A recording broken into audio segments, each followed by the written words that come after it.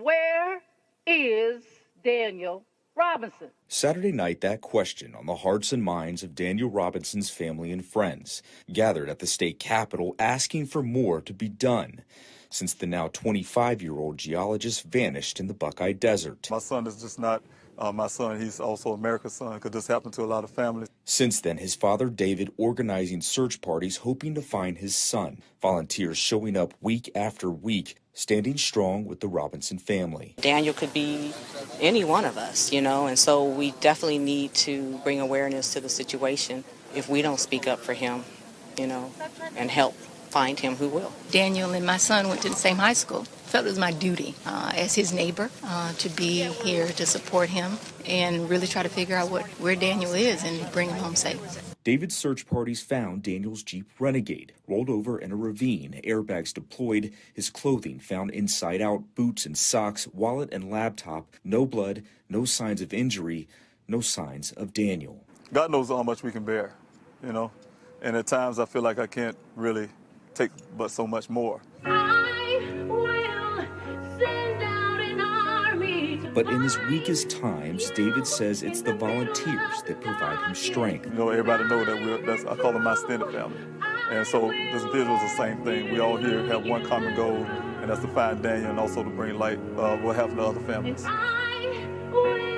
As the Robinsons' extended family light candles tonight, their collective light shines towards that day when their question is answered and Daniel comes home. Josh Sanders, 12 News. Yeah, I'm David Robinson, the father of geologist Daniel Robinson. We're out here to do a candlelight visual on behalf of my son, and also to bring light into other families who are going through similar situations. So thank you. I'm thanking everybody who's out here to support. We need to stand in solidarity to bring attention to this case and to make a statement. Oh, I'll be your shelter, I'll be your armor. I hear you whisper underneath your breath. I hear your SOS, your SOS.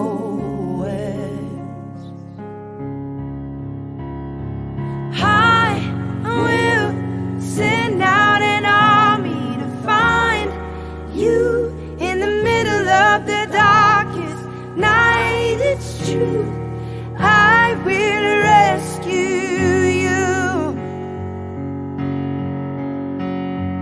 I will never stop marching to reach you in the middle of the hardest fight. It's true, I will rescue you.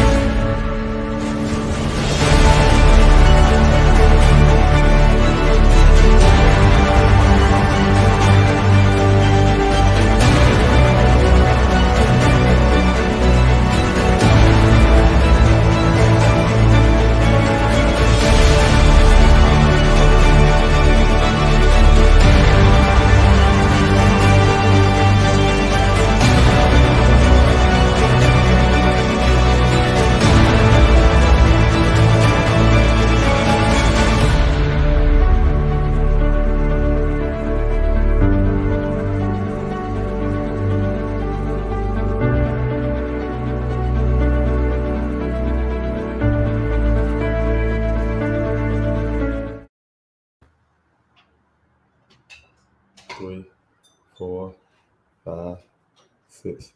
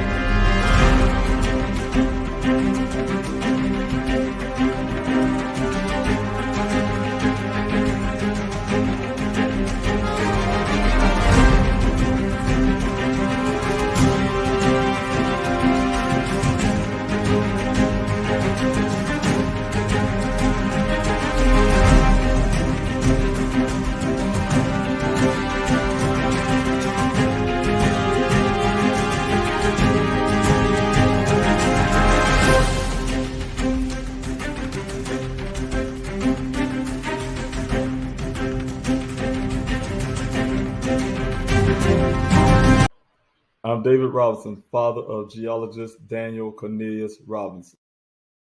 Daniel Robinson went missing 4 months ago. This is the last photo his family has of him. He's a 24-year-old geologist, last seen leaving his job site in Buckeye, Arizona.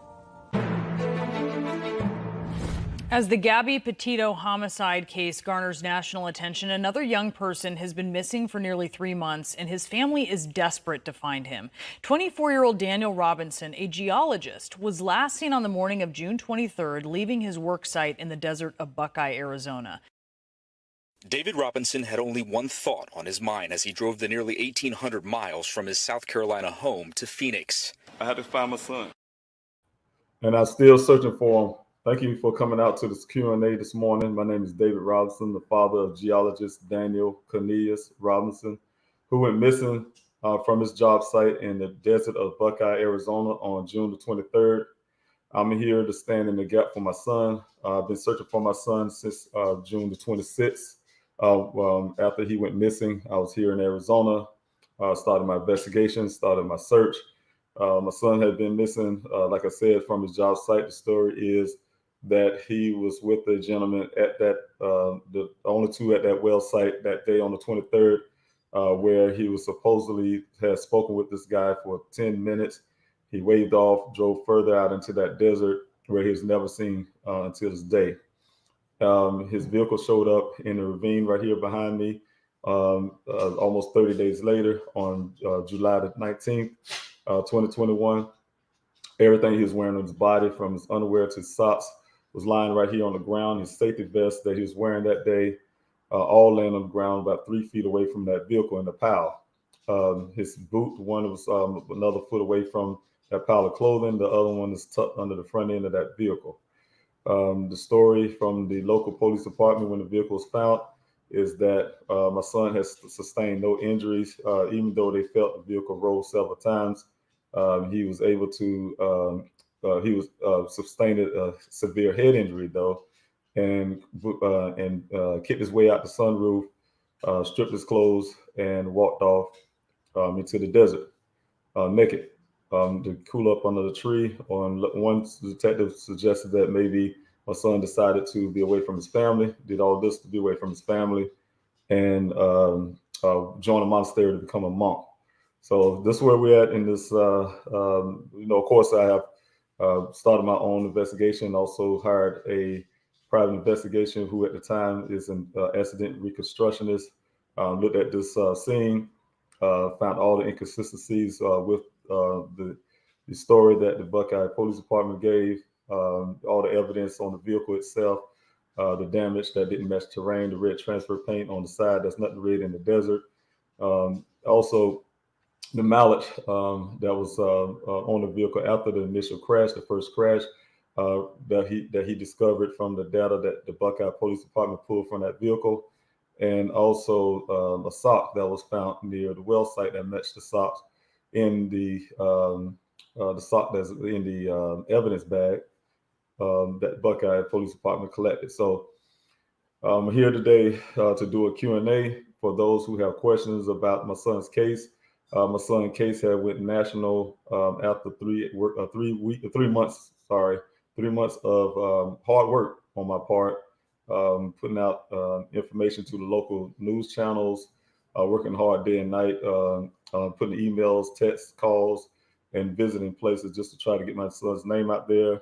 It actually, his story went viral from a tweet that I put out. A young lady, a doctor that teaches, she retweeted a tweet that I put out on Twitter. It went national, went viral, and that was the beginning of my son's story getting out there in the media. I took another unfortunate situation with a family losing their daughter in a case where she gained national attention. My son's story didn't gain national attention, but it did get attention on the media, on the social media, and so because of that, they look at disparities between stories and things with people of color, especially Black Americans and Native American women, that doesn't get covered on the news stations and things like that. Don't get that kind of attention where multiple law enforcement agencies will come together, almost similar to what I told you guys on the last Q&A. If this had to been a police cruiser, for instance, this whole story is about a police officer who went. Even if they say he was acting odd on the job, he would have went missing. They would have never treated us this way. Every officer, everybody in this United States would have been from all over the state, all over the nation, coming here to Buckeye to shower that ground and search for that officer. So that's what the disparities are when it comes to the way they treat people of color. People of color, they tend to, find ways to villainize or make the person seem less, important. For instance, maybe he did it to himself and things like that. So, so that type of thing. So we had to go through that. So you guys can understand that I'm here as a father. Anybody who has a missing loved one, whether they're a child, grown person, anyone that they love, they will do everything they can in their power to search for their loved one. I'm here. It's been hard road here for to stand in the gap for my entire family, and to be here to keep pushing. Where I hear that some people may have stopped a long time ago. I just don't have that capacity in my brain because I love my son. Not throwing off saying nobody else love their children or their person. It's just that I guess I love mine differently. I have to be here for the fight for my son. And, my son never given up on anything. You probably all heard the stories about Daniel. He was born with one hand. You rarely even hear me talk about that, only because him growing up, it's almost like it didn't exist. We didn't see any thing that Daniel wanted to do that he stopped because he had one hand, or we didn't. He was so he's so sure about himself. You'll forget that he had one hand. So that's Daniel. The way he grew up, anything he wanted to do, he did it. Like all know that he graduated with honors. He wanted to be a geologist, he did that. He wanted to travel, he did that. Me and him talk about all the time. I talk to him and the siblings. My wishes for them were that they leave South Carolina because the world is bigger, and you expand your horizons. And if one day you want to come back to what I call the bird nest, you can come back.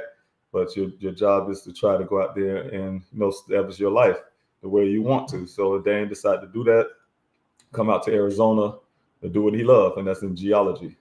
Did his job, came out and landed a job at Matrix New World. It's also called Matrix Southwest Groundwater. They hired him on as a field geologist / hydrogeologist, where he checked the viability of wells. The water volumes that come out should be for communities should be at least 100 years of water supply, and that's by law in a lot of communities. That's to be built, especially one where he went missing. Community trying to get built out there, the Howard Hughes, I guess Foundation, or they're doing some kind of smart city out there, projecting for the future, and that well had to be checked to make sure it can be done. If that well is not right, or the wells is not right, the water's not right, the dirt settlement, rock settlement is not right, then there shouldn't be no community there. So that's, I think, my son was there. His job is important for things like that. You guys move into a community, you want to make sure the water is safe. You want to make sure you have those supplies. These builders, they don't care. They're making their money.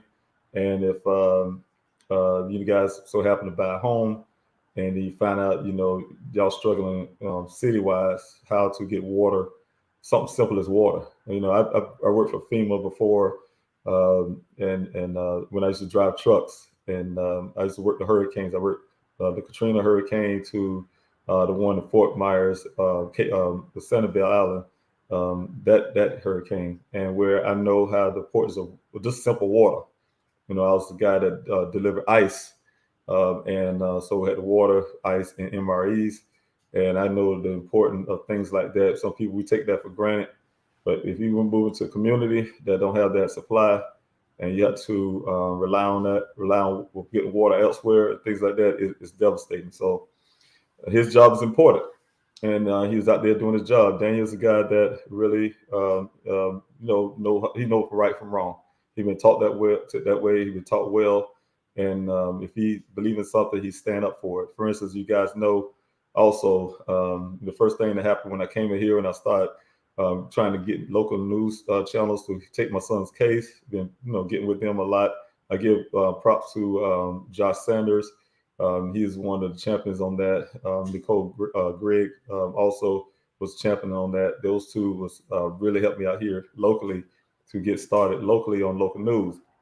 But they also had news reporters who often point out that my son did an interview with one of the local news channels here. I don't know which one it was. I can't remember.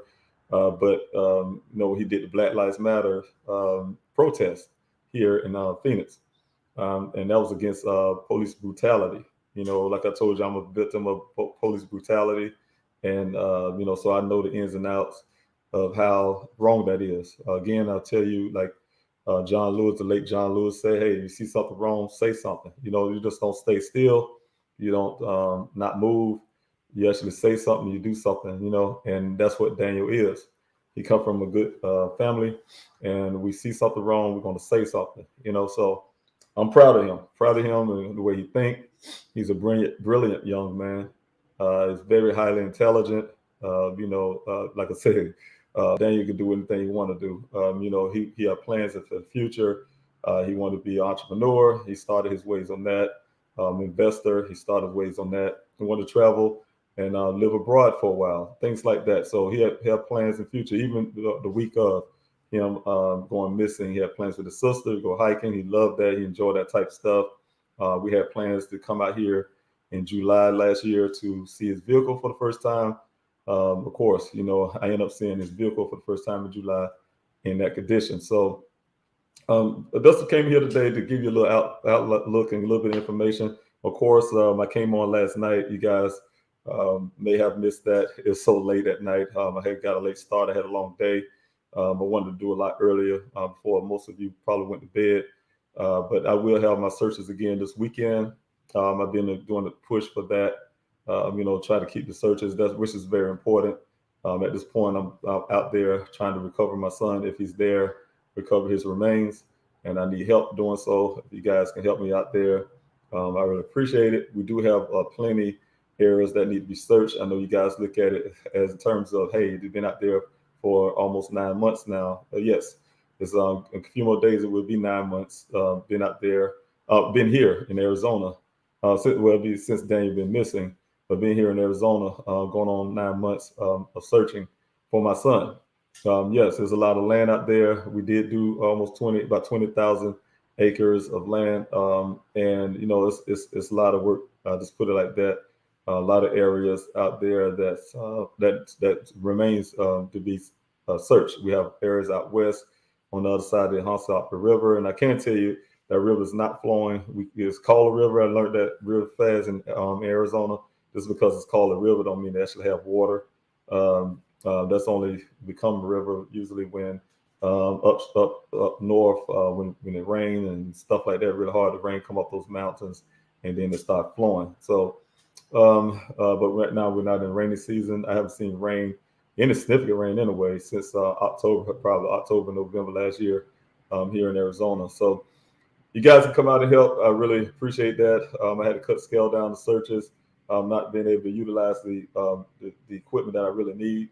But if you guys have those equipments, razors to quads, 4x4 vehicles, drones, we need a lot of line search. Line search is very important. That's the key of finding remains. Is the line searches and hasty search. So thank you so much for that. I'm going into the Q&A session of this, and I want to tell you guys thank you all for coming in on this morning.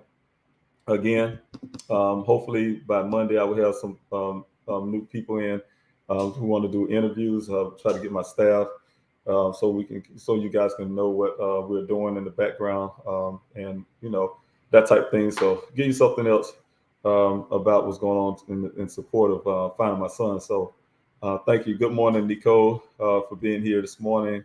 I really appreciate you showing up. Also, Photo Flies Photography, I thank you for being here. And you're part of the Grizzly communities. I really love the Grizzlies, so thank you so much for being here. Also, Tube 883, thank you. I know you're from one of the other countries, I believe, but thank you so much for being here this morning. Again, being here this morning, I really appreciate you doing that. Nikki O'Shea, thank you so much for being here. I really appreciate you coming out. Sophia, thank you so much. Good morning to you. Thank you for all that you do in the background in support of my son. Thank you so much. Thank you also, Shauna, for what you do, part of the team out there in doing support in the background. So you both, Sophia and Shauna, thank you so much for both of you, everything you do. You already know I tell you that all the time. Grateful that you're out here. Thank you so much. Sunset Dragon, thank you for being here this morning. I really appreciate you coming out. Thank you, Esther, for being here this morning, sharing your time on this Q&A. I think I have said this already, but thank you, Sunset Dragon, for being here. Happy St. Oh, you know what? I'm glad you guys. It's my sister's birthday today. I had to call her today. Somebody said happy St. My days go by so fast. All my days run together. I just saying it this morning.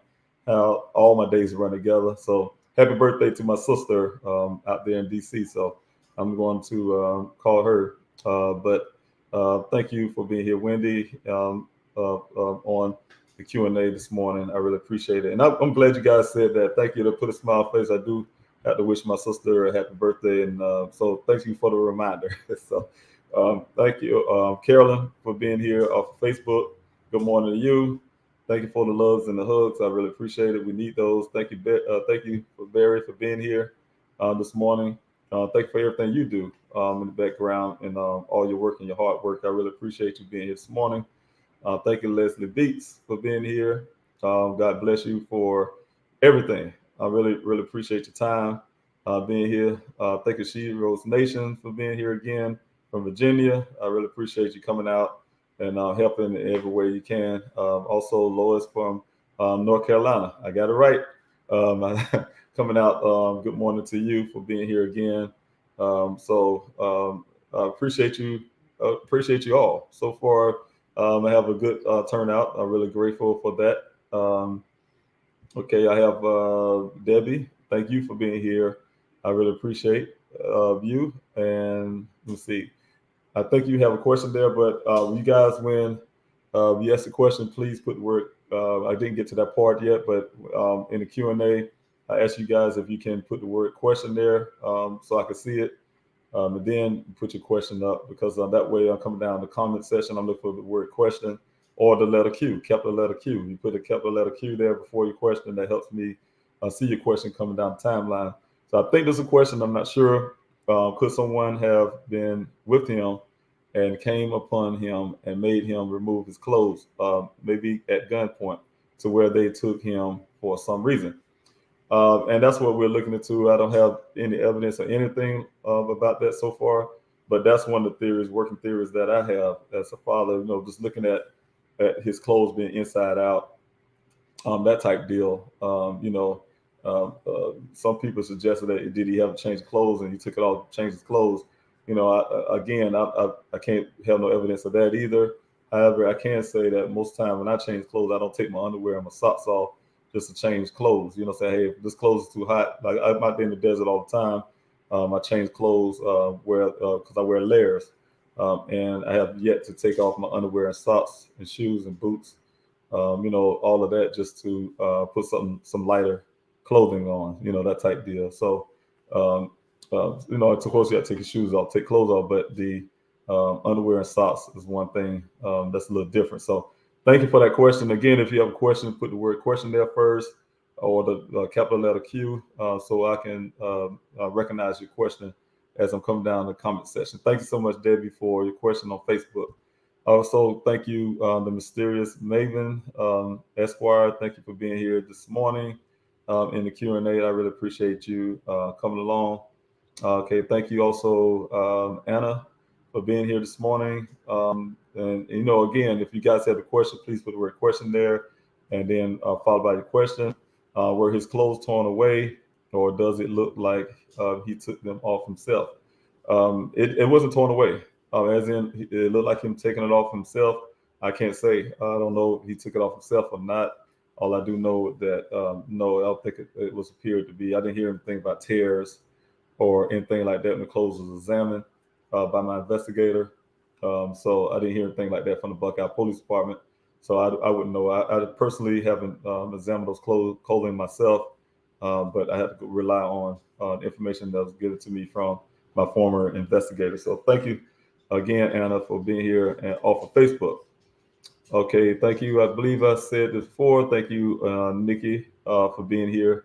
O'Shea for being here this morning. Thank you, Gwen, for being here. And thank you, guys. Thank you so much for all that you do in the background and all your help and being the support for me and Daniel. So again, you guys, if you hit that like, share, and subscribe button as you have here, that helps the algorithms to put this channel out there a lot farther, and also other things that come with being part of the YouTube thing. So you guys can do that for me. Like I said, it'll put me out there. But my whole goal is to bring awareness to my son's case, to get that his name out there, keep us out there in case somebody knows something, heard something, can say something. They can use the tip line on the bottom of the screen to relay that. So thank you so much. The 12-step woman also saying the same. Thank you so much. I really appreciate that. Okay, thank you all for coming on. Like again, if you guys have a question, please put the word question there first, followed by your question to help me find you. Thank you, Tanya Beth, for being here this morning. I really appreciate it. I have my first question here from Nancy. Thank you for being here, Nancy, this morning off of YouTube. The question is, have you reached out to Gabby Petito Foundation? I have reached out to their family, and they have reached back to me early on, a little while after, unfortunately, they lost their daughter. The father of the Petito family did reach out. He did share a lot of my son's story on his page. As in, for the foundation itself, no, I have not reached out to the Gabby Petito Foundation. Not that I'm aware of. I can't remember doing so. I reached out to a lot of foundations and things, and I'm not sure if that was one of them. So that is one avenue that I can also seek. But I can't say the family was gracious enough to, help by sharing my son's story. So I really appreciate them on that behalf. So thank you so much. Thank you also. Thank you for the question. Thank you, Lovey. Thank you for being here. Yanni, I guess you say, Facebook. Thank you for being here. Thank you for your prayers for my family and myself. I really appreciate that. And I really appreciate you being out here this morning to take your time to spend here on this Q&A. Also, Cassandra Lee, thank you so much for being here. Thank you and good morning to you. And I really appreciate you coming out this morning. Also, I have a question here from Lawrence. Thank you for being here this morning. I really appreciate that. Appreciate you coming out to ask your question. Your question is the reward of $10,000 too soft? Dog of the Bounty Hunter got into the search for Brian Laundrie at 75,000 plus. And that's one of the things, I'm working on a budget Lawrence, and that's one thing. My son is worth more than any money I can give towards his finding me finding him. So, but as it stands right now, I had to start with something, and I reached out to the Buckeye Police Department Chief Hall to kind of match what I had at the time. He was telling me he couldn't. Like I told you, that department, every time I asked, they can't do it. So that's one of the other things they can't do is match or even add anything to the reward. So that's coming straight from me, and on behalf of my family. But yes, my turn in myself. My turn to suggest that I want to raise that. We're trying to get the funds to do so. As you know, I'm currently running the operation here. Everything I'm doing here in pursuit of finding my son is very costly. So I'm really wanting to set aside that type of money for a reward, but I can't right now as it stands. And I still have forensics work to do. That department's not providing that. Won't move to the side because I don't need them to do anything at this point. I'd rather them just move to the side and get the FBI in so they can get the stuff done. But in the meantime, that's my responsibility as a father to get this forensics work done and things like that. So I have to save money for that. In the future, I'm looking for every avenue I can to raise that reward money. So like I said, my son is worth more than any money out there and in this world. So, but at the same time, I understand that a lot of people are motivated by that. So I have to do that. So thanks so much for your question. Again, I'm Dave Robinson, the father of geologist Daniel Robinson, who went missing on June the 23rd of 2021. I've been out here since June the 26th searching for my son. You guys have been champions to that cause, providing the funding I need to continue to be here, to continue my searches out there in the desert, also to continue my campaign of getting the word out there through flyers, billboards, and everything else. Like I said, without you guys, I wouldn't be able to be that successful out here. Of course, I'm going to be here regardless. I don't have that pleasure to just walk away. I don't want to walk away, and it's just not going to happen. And so I don't have that area of just walking away from my son. He's a very valuable young man to me and his family, and a lot of you, because I can tell the way that you guys support. So I thank you so much. Thank you, baby girl lad 12. Thank you for being here this morning. I really appreciate you coming out. Thank you, Fire Mama 411. Thank you for being here, and happy St. Patrick's Day to you. Thank you for my sister. Really enjoy that. Yes, happy birthday to her. I really appreciate you saying that. God bless you on that. Thank you for being here this morning. Okay. Thank you. If you have a question, please put the word question there first, followed by your question to help me see it coming down the timeline. Thank you, Sarah Moore, for being here this morning. I really appreciate you coming out, spending your time again out here with me on the Q&A. I really appreciate that. So, of course, if you have a question like you did here, Nikki, like Nikki did here, I really appreciate it. You put the word question there first, followed by your question, or capital letter Q, followed by your question. That helped me as I'm going down timeline to actually see it. Questions: have there been any possible sightings of Daniel? There was a lot of sightings of Daniel. In fact, you guys have to know that they're just not me working out there in the desert. It's not just me out there, doing the city, passing out flyers, but I also have to travel sometimes, follow these whenever they come. I haven't had any significant ones lately, but they were leads where people say, hey, they had sightings where they think they have seen Daniel. They didn't fan out. Of course, I traveled to different cities in Arizona just to follow those leads up. It's very hard when you get cited to travel these places and then they don't fan out. So people, see Daniel. That's the whole thing. Though I'm really happy about that. If people can, if they think they see Daniel, to say something, because I'd rather spend time traveling somewhere for a false flag, but at least they tried. These people out there looking hard, obviously, and they think they may have seen Daniel. If it's plausible, not every lead, is something that you go running after. But I'm saying, if you, if it's one that hey, look, this is promising. This may be him. it's a possibility, saying yes, of course I go and check those out. So, I'm really I'm in very high hopes that Dane somehow escaped all of this right here on the scene. But everything I have so far would suggest otherwise. But, like I said, I have my faith. I have my faith, and I believe that, God will make sure that, my son is okay. So I'm going out there to follow those leads. And thank you so much for your question. All right, I have a question. Okay, I thought I had another question, but thank you guys for your question. You had the word, have a question, put the word question there first, followed by your question. That helped me out. Again, if you guys can hit that like, share, and subscribe button, that would definitely help out. I really appreciate that. Okay, I have a question here from Barry. Thank you, Barry, again for all that you do, and thank you for your help. Question: what was the Buckeye Police Department's Buckeye Police's explanations as to why Daniel's truck showed up 30 days later? The only thing I heard from them on that behalf is the excuse that when they did the flyover with they say they did a flight with the Phoenix Firebird helicopter, and also when they did it with the Civil Air Patrol, they say, hey, we probably didn't see it because this area was covered with green and covered with, vegetation. And that was the excuse. That's they came out publicly and said, oh, the problem is there. We just didn't see it because of the thickness of the terrain.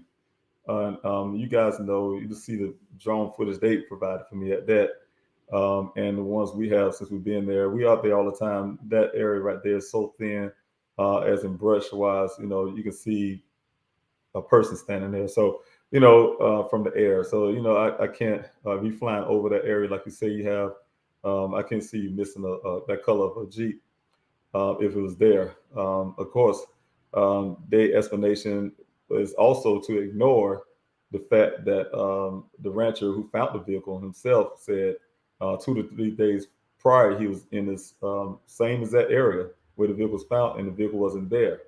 But they're refusing to put that into their report. So, but they rather, that's the explanation. If you want the explanation from that, they didn't give me a full explanation other than excuses to why they possibly didn't see it sitting there. But as we know, like it wasn't even there for 30 days. So those type deals. So, even so, if it was there somehow miraculously, which we know it wasn't, they wasn't doing a thorough search that they say they have done when they haven't so much even searched the well site when my son was missing. So, they let you know how thorough their search really was. They first search of that well site to this date is never, for I understand, because, they had equipment on that vehicle, on that well. This year, it has been removed, and I did the searches myself of those 2 wells in that area. So they personally haven't done those. So, but anyway, speaking of that, the explanation of the vehicle, no, I didn't get any real explanation to that. So thank you for that question, Barry. I really appreciate it. All right, if you guys have wanted more information on upcoming searches and things how you can help, please visit pleasehhelpfinddaniel.com. Saying all the information is up there. We have several new buttons up the top. Whether you can, if you're in another city, for instance, you want to help out, you can hit those buttons to other ways you can search and things like that. Other ways you can help, things like that. So if you guys have certain skill sets that you think can be valuable to my cause, you can fill out the form there, and that helps a whole lot. Because we do need people in different places to help. Also, if you want to help with the searches, you got the button there. Ways to search and help, come out to help the search. You got a button there. If you want to donate, the donation button's there. If you want to sign a petition, which I really encourage, really greatly, you can sign the petition. You have the current events up there. So we coming up our events. Our last events was, of course, kind of like visual. We'll be doing more things. You can also find the information there. Also, the non-tip lines and things like that. So everything is on that website, and it's still growing. So if you can do that, thank you so much. All right. We'll see if I can have any. If you guys have any questions, please put the word question there first, and then followed by your question. And, that way I can find your question as I'm going down the timeline. I do have one here from Baby Girl at 12. Thank you so much again for coming on to the Q&A. I was looking at the police report and was wondering if it's true that he texted his sister the day before he went missing saying he had an emergency. Yes, that is very true. My daughter told me that this is what they call, I'm sure this is not in the report, but this is called pulling a Daniel. What it means between the family's term is that he and his sister obviously had this type of agreement. If something was to go wrong, they don't know two here. We from South Carolina. His sister moved here after he did. She still currently resides here in Arizona, and they have each other. So if something was to go wrong, that's the test way of, hey, look, I have a mercy. You need to respond. So that was his way of testing to see how fast she would respond. He said, hey, I was just pulling a Daniel. So that type deal, that was the response to that. But yes, he did test her that he had a mercy to see how fast that she would respond. So that's part of the investigation to figure out why he felt like he had to do a test. It's almost like testing your fire alarm, in my opinion, testing your fire alarm, smoke detector in your house to make sure it's working. So, and so we got to look into the reasons why he would want to test that. So thank you for your question on YouTube. I really appreciate you coming out. I have a question for Anna. Thank you again for your question from Facebook. How can we help support your efforts if we live out of state? You help in several ways. Like I said, again, there's a button there on the pleasehelpfinddaniel.com website on ways you can help, other ways you can help. There's a tab there. You can fill out the form. Like I say, you can know your skill sets. And I'm telling you, that helped me and my team to, ways that you can help otherwise. Also, if you want to pass out the flyers, you can help by, hitting my number up here. I put on the bottom of the screen. And if you want to pass out flyers in your cities, I can send those flyers out to you. Send me your address and things like that. There, I can send those flyers out to you. You can pass them out, or you can hit the. I have a PDF of the flyers, the way it's made and created on the website. And you guys, if you want to do it yourself, print it yourself. But I do ask you, and I keep showing it here. This is not the Z flyer. It's the Z flyer. On things missing is the QR code. There'll be a QR code here now on the website. You'll see the QR code on it. But this is the size of the flyers, and I prefer that it be created as a postcard size, the same size as a postcard. Rather be created the same exact way. You got the front and the back, got the tip line, the reward there, and like I said, on the other side here is the size of the postcard.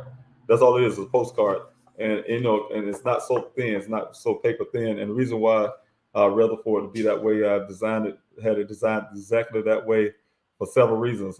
First, I was out there reaching out to the homeless population, because we don't know if some kind of way Daniel miraculously got out of there and probably had a head injury and don't know who he is, and he's part of the homeless population.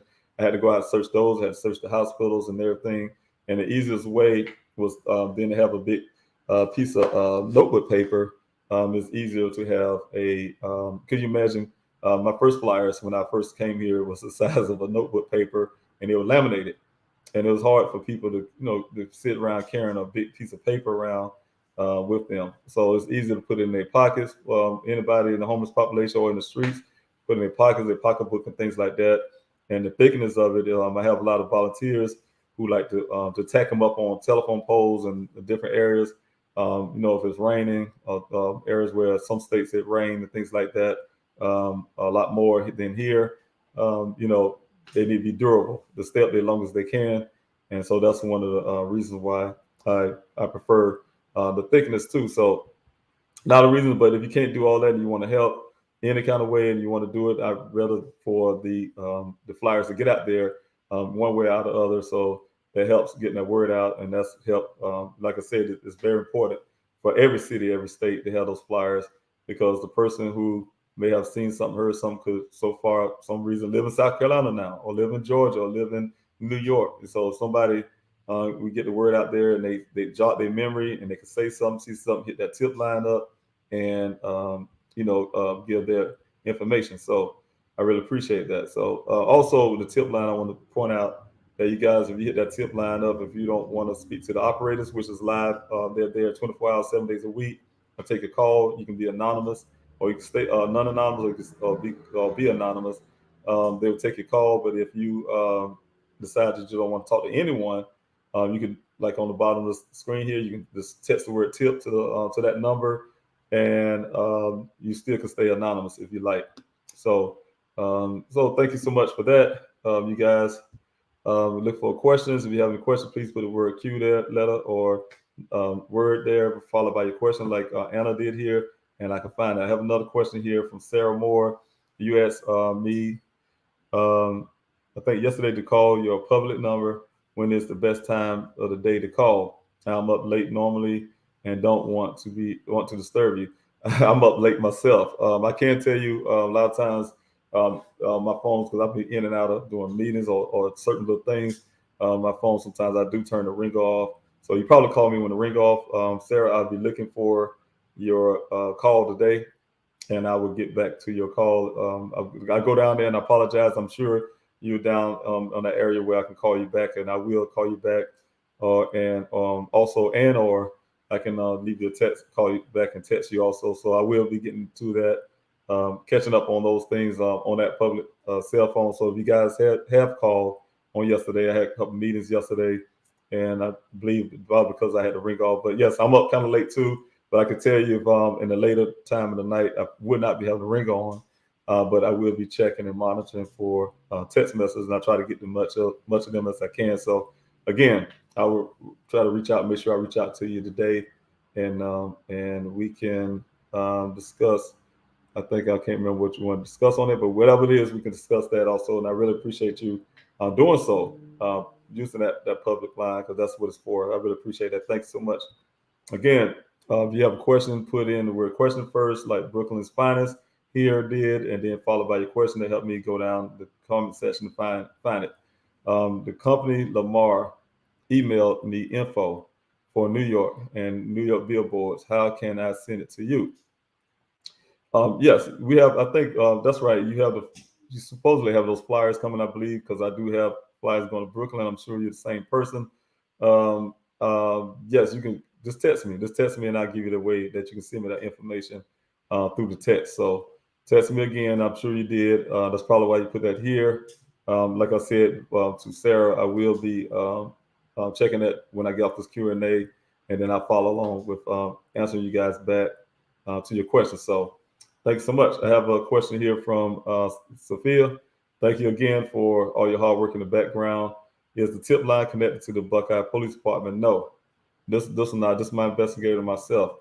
I had my tip line connected with the Buckeye Police Department at one point. It was some information that came through the tip line.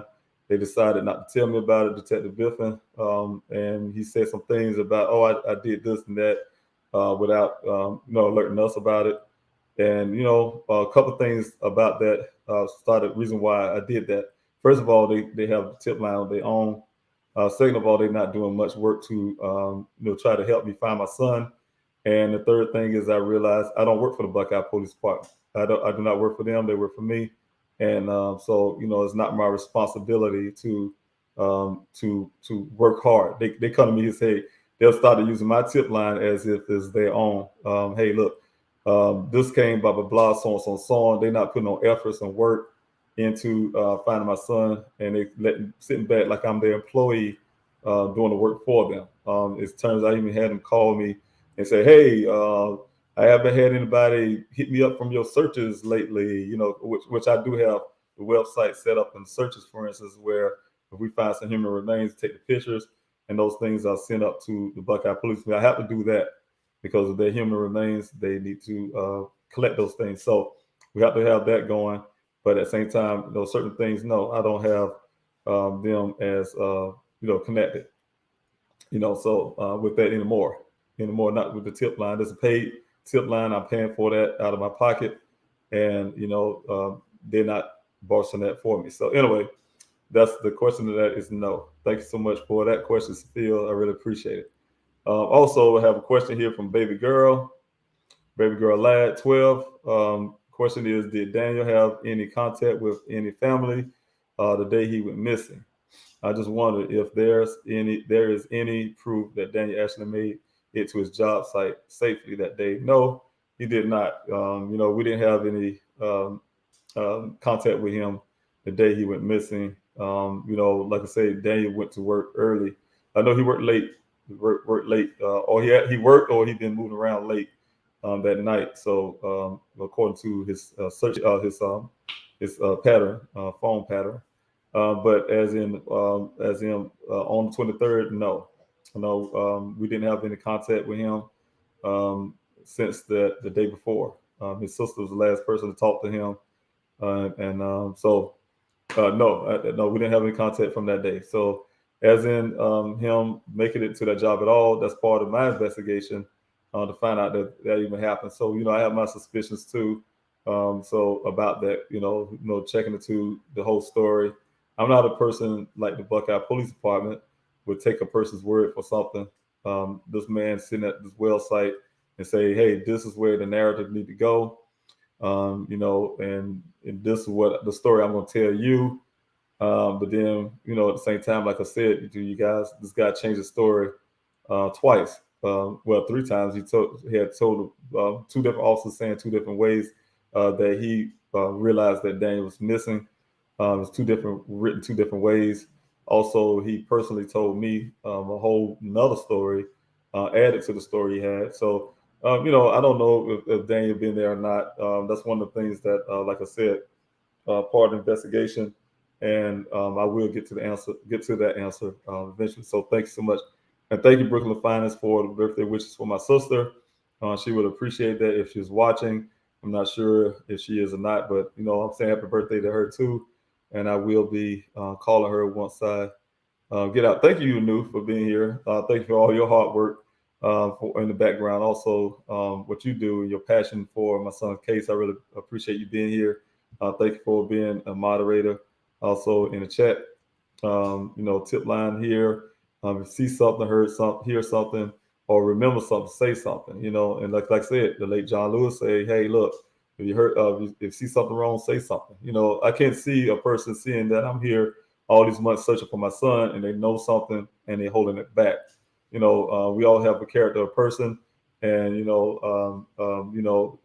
like I said before, I'm not sure if money is a motivator for somebody to give information. I'm trying to work on that part, but it's sad. It's sad because sometimes that's the case. It is a young man, geologist, trying to do his job out there in the desert from another state. Brilliant guy, contributed to society, all that kind of stuff, and something happened to him, and it's hard for me to believe. I guess because if I was on the other end of this thing, if I heard something, saw something, I would definitely say something. Daniel would too, and that's the way we are. So, thank you so much for that. You knew for putting that out. Thank you. If you guys can, please, if you want to contact me again, that's the number there. When you knew put up to contact me. So, all right. If you guys have a question, please put the word question there first, followed by your question, and then I'll get to it. Thank you, Shauna, for putting this up. Please complete the volunteer in other ways form. Thank you so much. And that's the tab. Some reason I'm not saying it correctly, but it's called the please. It's the volunteer in other ways tab. If you guys, it's on pleasehelpfinddaniel.com. If you guys live in a different city, state, and you want to help in other ways, that's the way to do it. They help myself and the team out to, where we could properly use your help. So thank you so much. If you guys can do that, fill out that form. That really is very helpful to us, and we appreciate that. So thank you so much for putting that out. Okay, and also thank you, Sophia, for putting that out. Brooklyn Finest, yes, that is true too. If you don't want to just text me, if you have been successful with the my text message, I want to put that out too. If you have been successful and I'm taking too long to respond, yes, you can use the please help find Daniel at yahoo.com. That's email. You can use that to also contact me and my team, and we can get that squared away for you. So thank you so much. I really appreciate that. All right.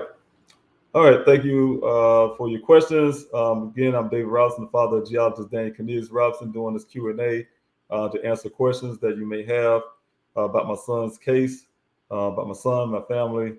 I try to answer to the best of my ability. If you guys have a question that is under investigation, then I will let you know. If I just don't simply know the answer, I will tell you that also. But that way you can hear straight from the source of the question that you have. So I have one here from YouTube, Fire Mama 411. Do any of the wells connected to each? Do any of the wells connect to each other? The sock found in the well, was there any chemicals or anything found in or nearby? Also, how far away from the crash site? Okay, first of all, the first question part, do any wells connect to each other? I'm not sure how those wells flow, but from what I understand, what I was told, and also by putting the cameras down in the two wells I have, what I was understanding, no, they don't connect. These wells are drilled vertically, straight down thousands of feet, some of them really deep, until they tap into the underground rivers that flows underground. And that's where the water collects inside those tubes, if you have you, and then they kind of flow upward to a certain level, and then they stay there, and that's what you have as well water. So generally, I think I have never known any wells that connect to each other. So I think the answer to that will probably easily be no, they're not connected to each other. But since I'm not a well expert, I cannot say how they perform wells. But from the two that I do know of, no, they're not connected. The ones that Daniel was involved with, no, they're not connected. As in for the stock, there was no stock found in the well. There was one of Daniel's stock found near the well, on a few hundred feet away from the first well site. The well site that supposedly he was last seen. That's where the stock was found. As in the chemicals and thing nearby, I don't know any. I haven't seen any since I've been out there in the desert. I haven't seen anything that suggests chemicals or things like that near the well site. But the well site that Daniel was last seen, supposedly, I'm checking into that as being the accurate. That is only about 3.5 miles, a little over 3 miles away from where this vehicle was found. So it's not too far. So thank you for your question, Fire Mama 411, and thank you for doing it off of YouTube, from YouTube. So thanks so much. I really appreciate it.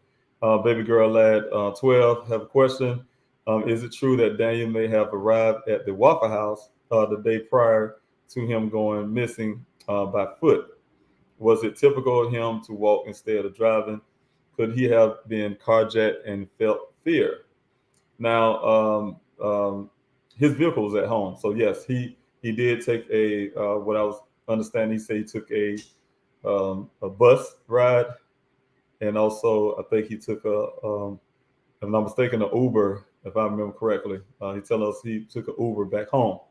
So he told his sister that, and when she went to go to his apartment, his car was there, and his Jeep was there at his apartment. So he did make it to that Waffle House without his vehicle. So, but his vehicle was not missing, and he wasn't missing. In fact, he did come back home that night. So I can say that on that part there. So as in the Waffle House itself, there's a lot of questions with that being what happened at that Waffle House. That department, the police department, decided not to share that. Well, tell me that he was by himself and all the stuff, and put things in the report to still try to bolster their point that somehow Daniel was mentally disturbed somehow. And they have yet to this day to show me a full video that they have of that Waffle House situation. Instead, they literally took, I don't know if they took their cell phone or whatever, but they took pictures of the video, whatever part they want me to see as a family member. And that's all I know about that Waffle House deal from what they say in their report. And also the little still picture that they gave me to bolster that he was by himself, or things like that. So I really don't have the answer to that. I really question maybe he wasn't by himself. It don't make sense for him to leave out like that just to be by himself, that type deal. So I don't know. I don't know. I don't have the answer to that, and I'm still looking for it. Okay, thanks so much for your question. I have a question here, or Audra Snell. I hope I'm saying your name correctly. If not, I apologize. Thank you for coming in off of YouTube. Question: did the movement patterns on his phone also show the movement of the day he went missing? Did it show him at both wells and driving towards the crash site? No, I don't have anything that's the crazy part about this Google history. I don't have anything that suggests what happened on the day he was missing. So, but the day prior. So I don't have any information from that point. Miraculously, like I told you, that phone was white when I got it from the detective. It was white. It was missing his memory card. It was missing anything that was suggesting about this text message between the lady. So a lot of that stuff is missing off that phone. So like I told you guys before, so I don't have anything from that point. So I don't have the answers to that one. So thank you so much for your question. Again, if you have a question, put the word question there first, followed by your question, and I can identify it. If I somehow still miss it, try again. I'm just going down the comment section, and that would help a lot. So thank you so much for coming on. Again, we do have information. We have information on upcoming events. Thank you, Gwen, for putting that up. For more information on upcoming searches and how you can help, please visit pleasehelpfinddaniel.com. And we have everything you need there, all the information you need on how you can help and things like that. I do encourage you guys to also call the Buckeye Police Department and demand that they bring the FBI to this case. At this point, we don't need them to handle this case. They haven't handled it properly from day one. They're showing themselves not being capable of doing so. And we definitely need the FBI into my son's case. So I guess if you guys can demand these things, we got Chief Hall, Larry Hall. You can call them up also and ask for the FBI to come into my son's case. I really need that. And if you guys can do so, that would help out tremendously. I mean, that would help out a whole lot. So please do so whenever you can. So thank you so much for your support in every way. Again, my name is Dave Robinson. I'm doing a Q&A on behalf of my son, Daniel Robinson, who went missing on June 23rd from his job site. And, I'm still out here looking for him. So I see I don't have any more questions. Okay, I do have one that just popped up from She Rose Nation. Thank you for your question. I know it's been a while, but have you considered going to the Waffle House to speak to whoever was on shift? Sometimes people establish relationships with their regulars who come in a lot.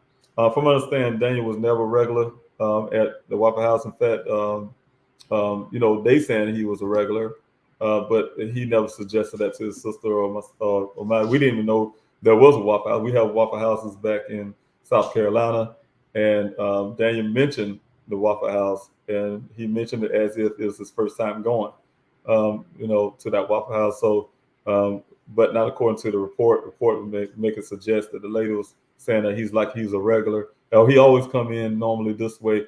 They has not been coming into Waffle Houses like that. So that's why I'm really puzzled why they even had a lady say a statement. Some things I hear on that report, like I'm saying, that's not consistent with what we know as a family, having a personal conversation with Daniel. So it don't match up. But, that's the stuff they put in the report. And that's the stuff they get from people out in the street or whatever. And everything's always going to the same thing with them, making this whole story about he had to be mentally something going on. So that type deal. But no, the Waffle House, I haven't talked to any of the workers there. I'm sure my investigator, he's doing something towards that, because I do have my former investigator. I don't know if he went to that Waffle House or not. I don't see anything suggesting that. I'm still waiting on a full report from him to this date. So I haven't gotten that. And I would check to see if he checked the Waffle House and things like that. So whenever I get that report one day, and then I'll find out that. So I didn't interview anybody myself. DJ Moore, thank you so much for being here this morning, and thank you for your question. Is it mandatory that Buckeye calls the FBI into the investigation? Have you tried calling the FBI and asking for their help? I don't know how that works. Yes, I did. I had some other little issues that happened in this case where I had to call the FBI. They took a report, but they quickly told me that yes, they had to be invited in by the Buckeye Police Department. That's protocol. That's the way it works. The system works. They can't just come in and take over the case. They have to be invited in. And like I said before, if this department, which they haven't been doing this job properly, they need to move out the way and allow the FBI to come in to my son's case. I did put a request in the Chief Hall, really good letter stating how the remains that we found out there in that area, my son was missing in that crime scene. There's a crime scene. Anytime you find human remains out there, the skull and all that stuff near this vehicle, it's a crime scene. They never treated that way except for one time. I only seen Buckeye come out there one time and treated anything as a crime scene, and that was when we demanded that they did send this thing to the pathologist and find out there's all human bones at the last set of bones that was found out there, and that's the only time they made it a crime scene. But the point is, crime scene out there. My son was missing, and Chief Hall couldn't deny it. I CC'd the Senate managers and some other folks, where of course I do that every time I send him a letter, where he can't say he didn't see the letter or don't know. He said he quickly came back in response, even though after he accused me, after all the stuff, that's another reason why I took him off the tip line. He accused me of holding back evidence after everything we found out there in that desert, human remains, and then they come up on public and say calling them animal bones, calling people family members animal bones. Calling animal bones because they couldn't deny a skull because skull is skull. But behind the scene, there was all the time saying, yeah, they are human bones. They were supposed to be collecting those things.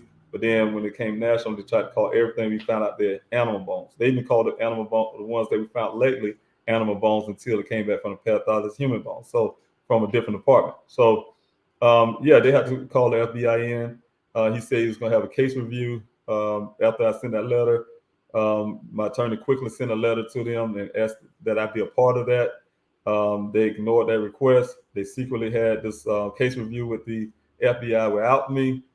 But before I can check to see if they was following up on me, if I can be a part, they had the detective call me to tell me that the FBI said they would not come into this case because I'm doing too great of a job as a father, searching for my son myself, that I don't need them. So that was the answer they gave me. And, so I don't believe that.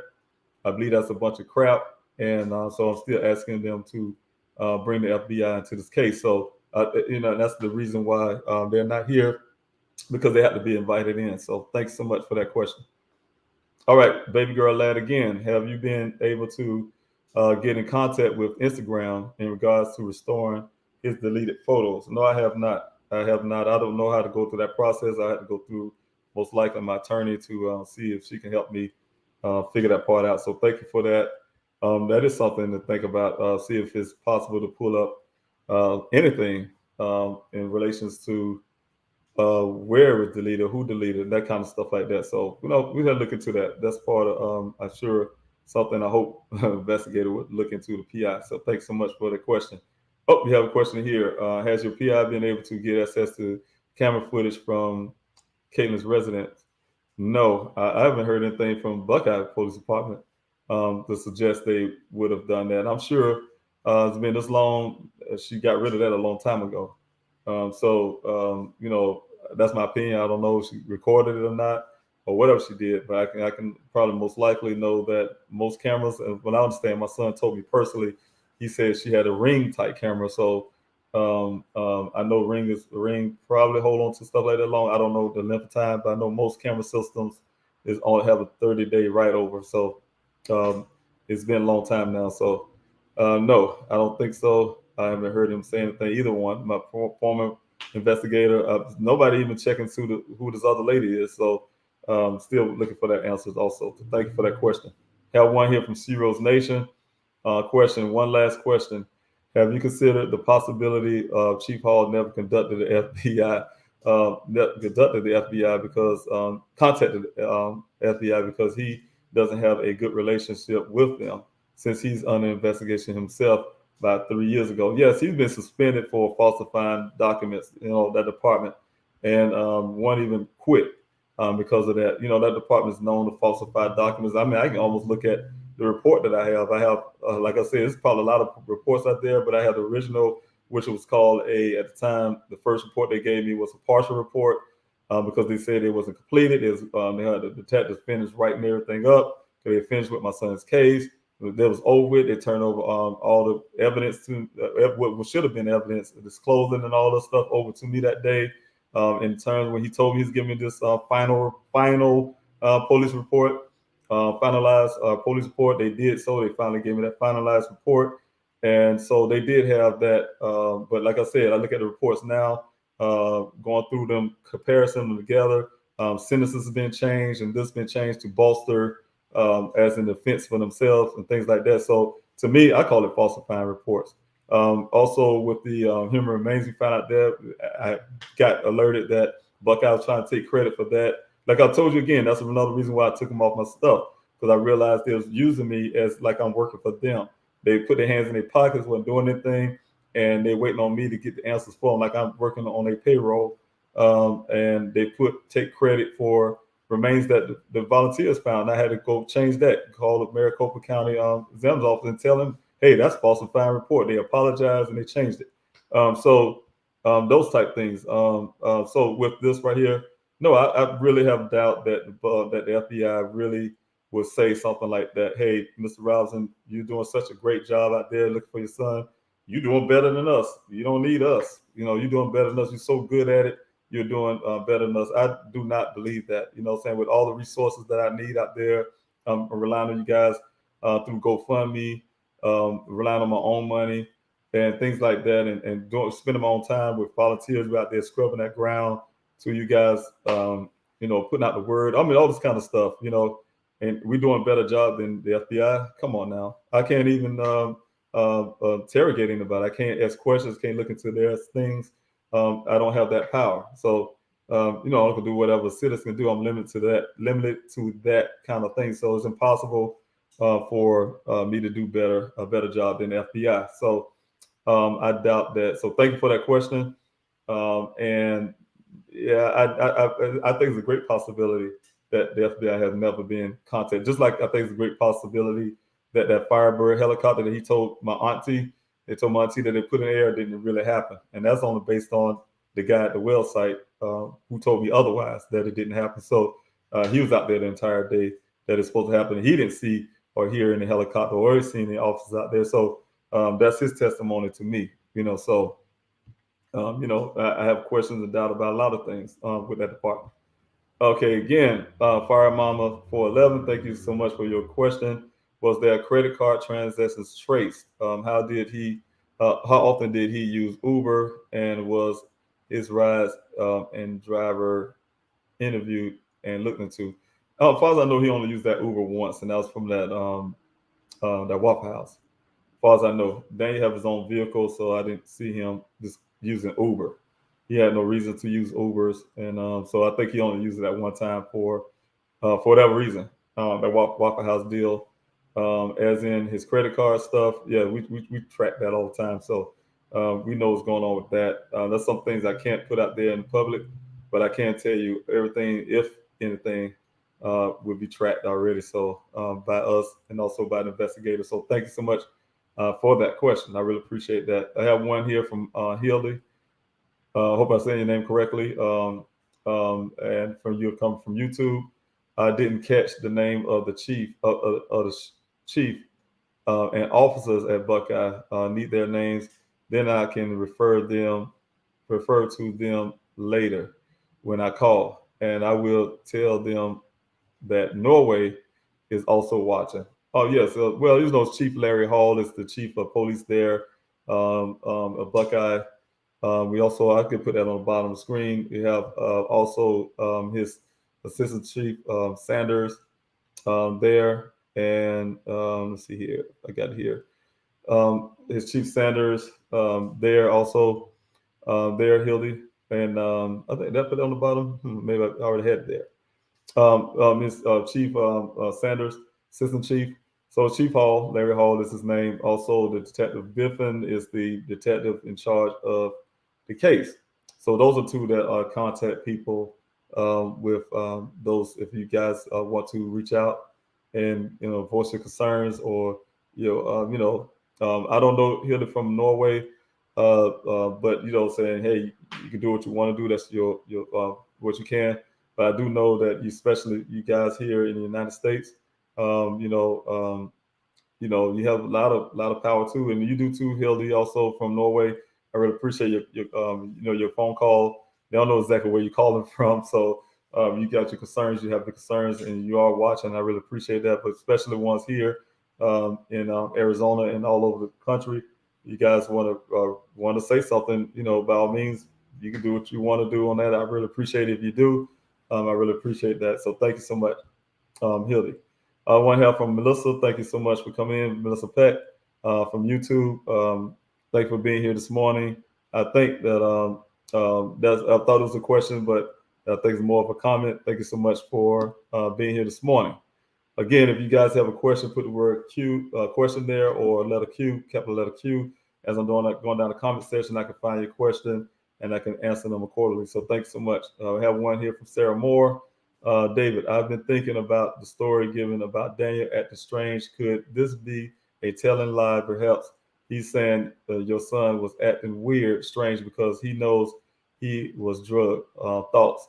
Well, there's this whole thing about this drug thing, and there's all things about, like I said, him being a stalker type guy, to him acting strange, and just keeping that narrative going. I had to look at every avenue. I was going by my son's character, a person who he is as a person, but at the same time, being an investigator, putting an investigator hat, you have to look at everything. So I look at everything from him being drugged to anything. So, but it had to make sense. Everything had to make sense. I just don't go with something somebody says, whether they wearing a badge and a gun and have a title or not. I just don't go with what people say. There had to be evidence behind it. There had to be common, first of all, common sense. God did give us all of that. You can look at this scene, for instance. Common sense will tell you that there's no way a person will do all of this to himself, and somehow, because he wants to be away from his family and join a monastery, become a monk. That's crazy. That's ludicrous. It's hard to look at this and say we've seen crashes, for instance, less than that. Partial roll, but they sent a full rollover, partial roll, and all of that, and didn't sustain any injury, as was told to me by that department. So that kind of thing like that. So you got to use a little bit of common sense. You got to use a little bit of you got to use a lot of facts behind that. So common sense goes a long way, and you can look at things and make sense of what's really happened. And if a person take the time to do so, then they would have had the answers. Simple stuff like, according to the department, saying, "Oh yeah, the volunteer, eyewitness said he said that he was tired. He was tired." They did a little bit of homework with a little bit of information I was able to get without a warrant that they said they couldn't get because they don't have warrants. I was able to get those information just by talking to Google, for instance, and was able to get certain things and find out it's possible that he was working all night. If you was working two jobs, you're working Instacart, you're working another job, you have to be there at 7-something in the morning, early in the morning, the next morning, and you go into this other second well site and you tired. They say, "Hey, look, it's about to rain. Man, we just go ahead and close the site down for the day. And why don't we go back to Phoenix? You want to go to Phoenix?" He don't know where the man from. They just met for the first time. You want to go to Phoenix? I mean, that's the area Daniel Paul was going. Hey, you want to go to Phoenix and go get some rest or whatever? I want to get some rest. I'm tired, whatever. And that's the whole point, So, but they take it and they put that theory to make it appear that something was odd about him saying that. Because they're saying he was acting odd, strange. I mean, what is odd and what is strange? And the second part is, if they would have did their homework, that department, they would have realized that Daniel didn't even go to that job site. Daniel's a field geologist. It's a reason why he's called a field geologist, because he works in the field. He do not come to their office. They located here in Phoenix, their office. And Daniel, they told me in their board meeting, they rarely ever see Daniel at that office. So how can co-workers making these comments? Oh, he was acting odd, strange.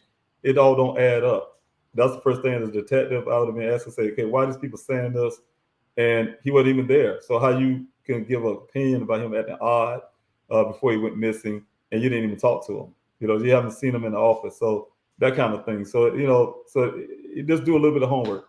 Just do your work, do your job as a detective. I don't have the confidence in that department. They need to move out the way and get the FBI and get some capable people in there to find out what happened to my son.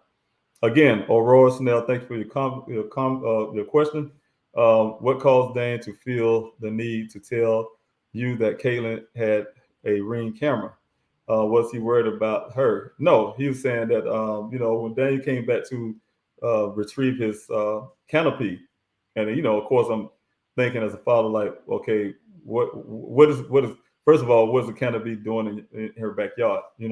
What y'all was doing in the backyard that night after, you spent the night there. You had to come back to retrieve your canopy. He told me that, because, she said, hey, she seen him on, I guess, some type of Ring camera. That's how you put it. And she texted him, say, don't come over here uninvited. That's where that text message came from. And I was just putting that out there, the context of that text message. It wasn't that, he was coming up in her house, popping up and things like that, where she had to say, hey, don't come in, like she was threatened or feel threatened or something. It was more so that, hey, he just showed up. He was texting her. She didn't respond to him. He needed his canopy for his job. He knew where he left it. He went back there to get it. She seen him on the camera, and she responded on her text, sent him a text message. That's when she responded.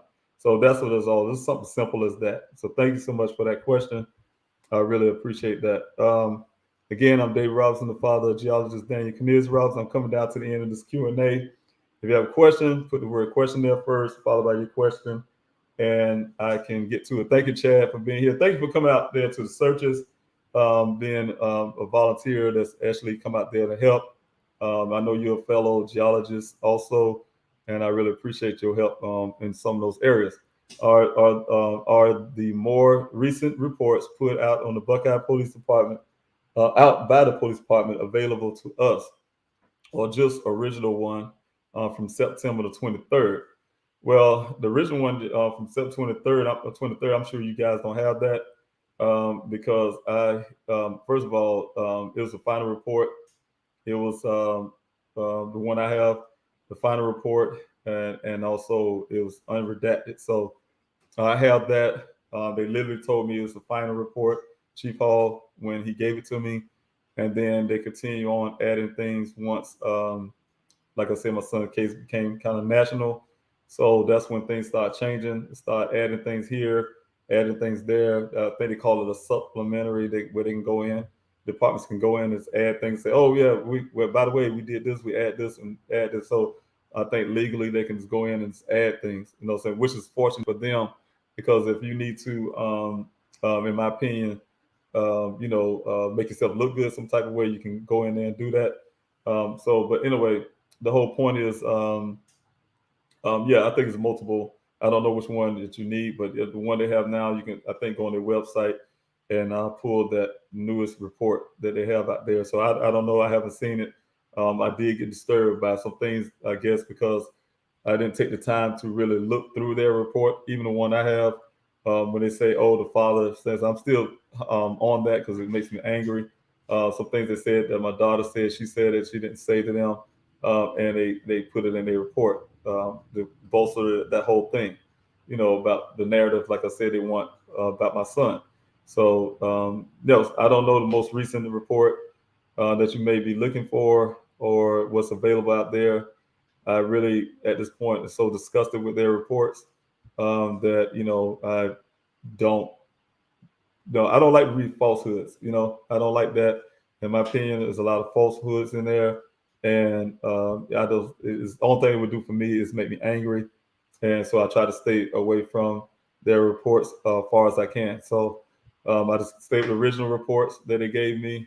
And I'm going from there to let you guys know what the deal is on those. So thanks so much. All right, got one from DJ Moore. Do you have a date?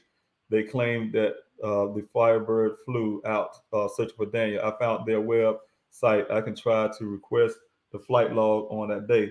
Now I can tell you it was on 26th when I came here, but they somehow say the 25th on their report.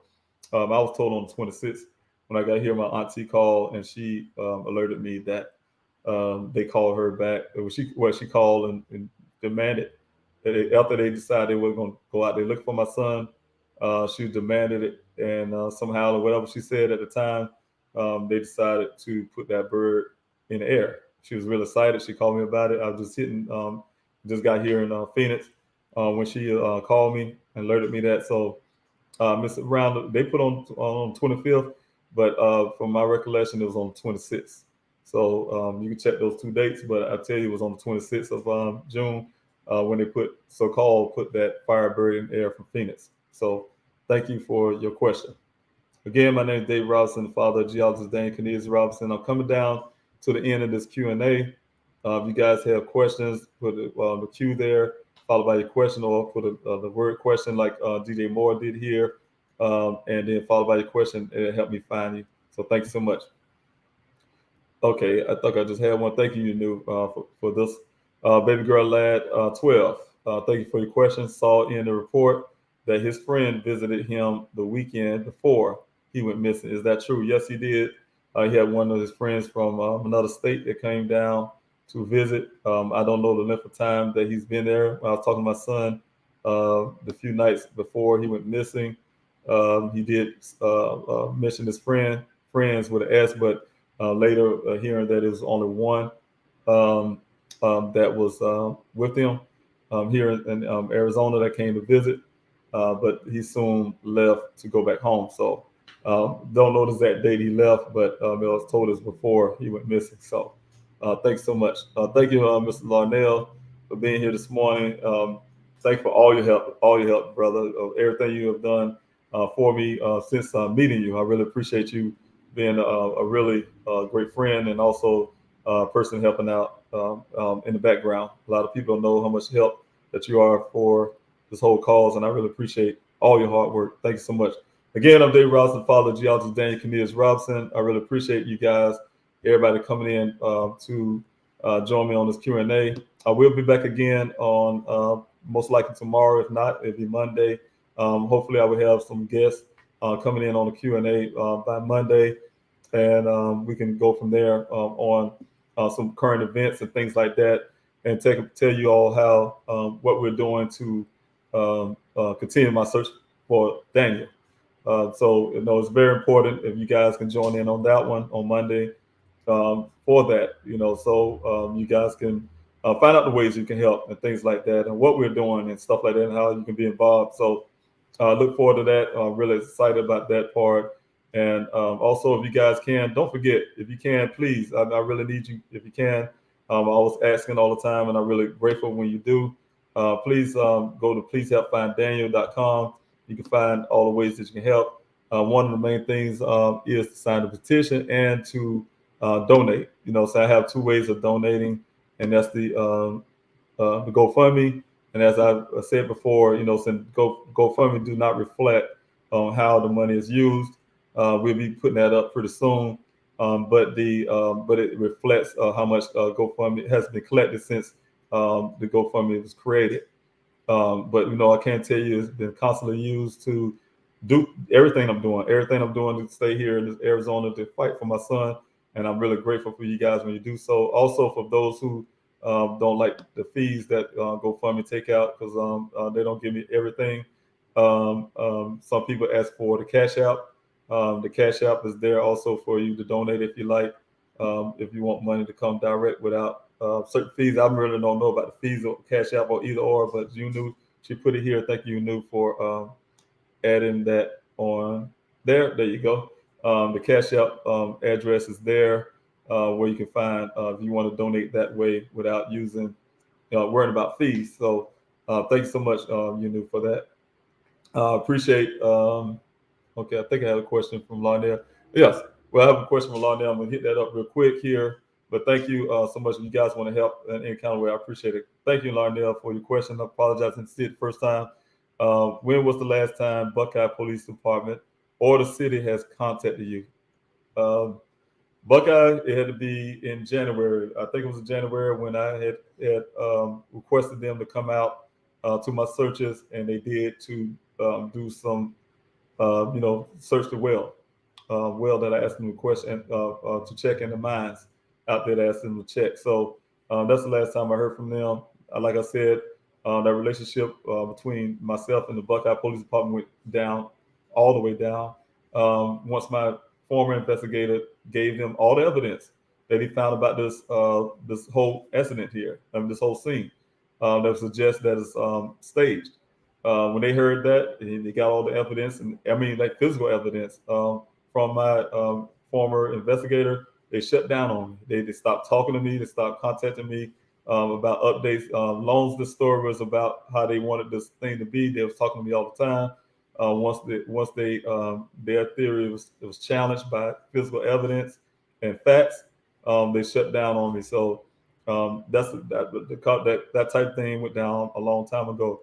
As in for the city managers, to the mayor of Buckeye, and all those other officials there, they have never contacted me. They have so much even say hello to me. I've been out here in that desert since June 20. Been here in Arizona since June 26th. But out there in that desert, almost a week after that, week or so after that, performing searches with volunteers out there, hundreds, a lot of volunteers. We've been hundreds of volunteers to this date out there searching every week out there, sometimes on the weekdays out there searching in their jurisdiction, and have yet to even acknowledge that I'm here. I'm now a citizen of Arizona, and they still haven't even acknowledged. They haven't come out to the candlelight visual, asked them to come out, asked Chief Hall, all of them. I invited every last one of every person in that apartment out there to come out to this candlelight visual. They haven't showed anything. So like I told you guys before, you can tell a book by their cover. If a person really say that they care and they're really there for you, they would show up. They have never showed up as questions, say hello to me or anything like that. The actions are speaking for themselves. And so I know where I really stand when it comes to that. So I'm really asking these guys to really, if they have any kind of something about them, to move out the way and get this FBI into this case where I can find my son and I can move on. And get out there. They want me out there. Do what's right. And get this department removed out of my son's case. And and we can go ahead and move forward to something else. So thanks so much for that. Thanks so much. I really appreciate you guys for being out here. I think this is the end of it. Thank you again. I love you all for joining in. I will be coming back with some more updates in a different venue, different way, different video and things like that. So look out for that. And thank you so much. And if you guys can come out Saturday, please come out, help support the searches, and also the flyer, passing out these flyers on the city distribution. If you guys can come out on both, I really appreciate it, especially this desert. We need to cover this grounds that we're looking for the cover. So if you guys come out to help, I really appreciate it. God bless you. I love you, and I'll see you soon. God bless.